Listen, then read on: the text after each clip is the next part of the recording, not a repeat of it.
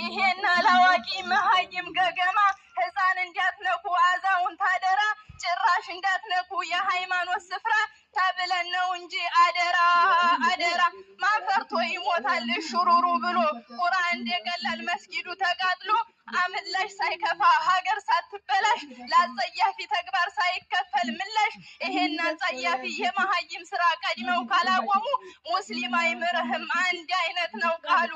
አላሁ አክበር ተክቢር አላሁ አክበር አላሁ አክበር። እንዴት መስጊዳችን የአላህ ቁርአን እንዴት ይቃጠላል?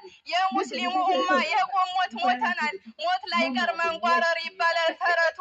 እባክህን ተነስ ተነሳ ወጣቱ በእስልምና መጥቶ ካለፈብህ ድንበር ተነስ በተክቢራ ሰምቶ ይደናበር።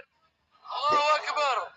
ደሞም በረሱል ላይ ስድብ ካስቀደመ ስማቸውን በክፉ እፊትህ ካነሳ በእነ አቡበክር አይነት በእነ አልይ አይነት በእነ ዑመር አይነት መጥፎና ምቀኛ ይህ ነው አላማችን የኛ አንድ መሆን። እወቀል ልንገርህ ጅል መካሪ አትሁን።